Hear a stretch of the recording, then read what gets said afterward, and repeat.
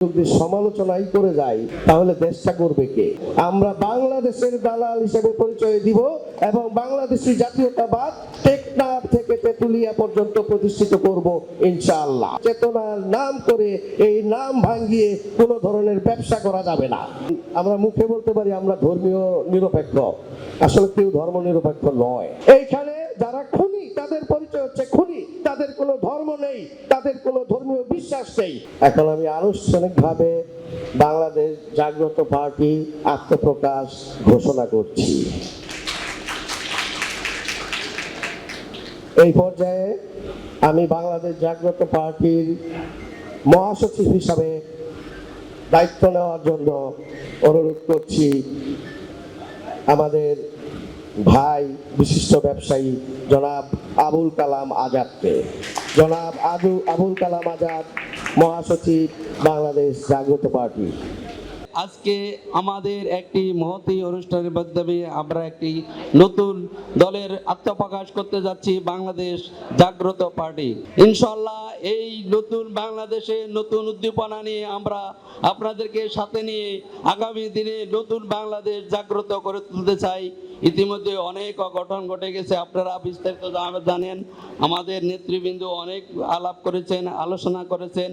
আমরা নতুনভাবেই নতুন বাংলাদেশ বিনির্মাণে আপনাদের সহযোগিতা থাকলে আমরা ইনশাল্লাহ যথেষ্ট কার্যকর ভূমিকা রাখতে পারবো, এই আশা আমরা আশা করি।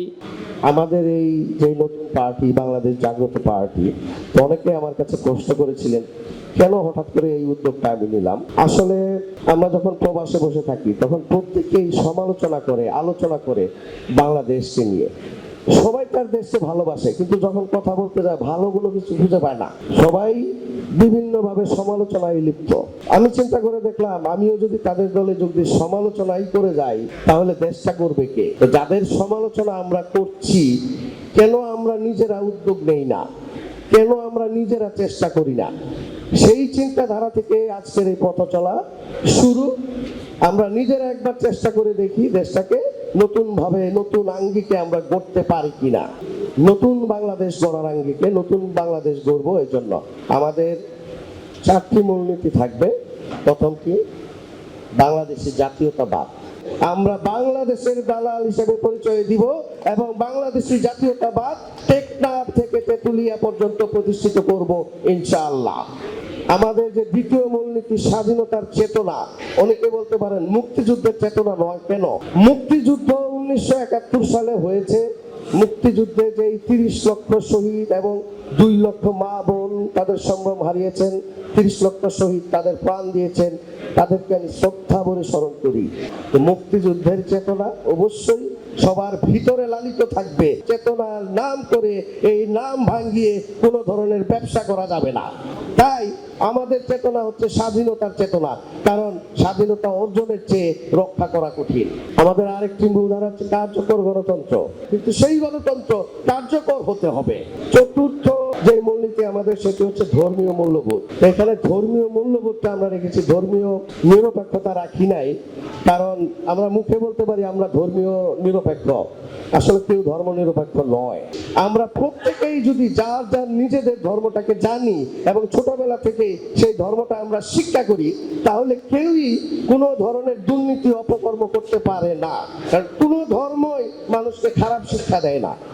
ধর্মীয় মূল্যবোধের যে সমাজ, সেইটা আমরা গড়ে তুলবো ইনশাআল্লাহ। আজকে বিশ্বজিৎকে যখন হত্যা করা হয়েছিল তখন কিন্তু কেউ হিন্দু মুসলিম দেখেনি। হিন্দুরা প্রতিবাদ করেছিল, মুসলমানরা প্রতিবাদ করেছিল। তো বিশ্বজিতের জন্য যদি মুসলমানরা প্রতিবাদ করতে পারে, আজকে আলিফের জন্য আমি চাইবো আমার হিন্দু ভাইরা মুসলমানদের আগে যেন তারা প্রতিবাদ করে। এইখানে যারা খুনি তাদের পরিচয় হচ্ছে খুনি, তাদের কোনো ধর্ম নেই, তাদের কোনো ধর্মীয় বিশ্বাস নেই, তারা হচ্ছে খুনি। সে হিন্দু হোক মুসলমান হোক, আমরা কখনোই তাদেরকে সাপোর্ট করি না। তো সে আমি বর্তমান সরকারের দায়িত্বে যারা রয়েছে তাদের কাছে অনুরোধ করব, আপনারা সুন্দরভাবে বিষয়টি দমন করবেন যেন সাধারণ মানুষ মাঠে নেমে আসতে না হয়। আমরা এর সুন্দর একটি বিচার দেখতে চাই, যেই বিচার দেখে মানুষের আত্মা শান্ত হয় এবং হিন্দু ভাই মুসলমান ভাই প্রত্যেকে মিলেমিশে এটার বিরুদ্ধে আমরা আজকে সচেষ্ট হতে হবে যেন এই টাঙ্গাটা হতে না পারে, তারা যেন ঘোলা পানিতে মাছ শিকার করতে না পারে।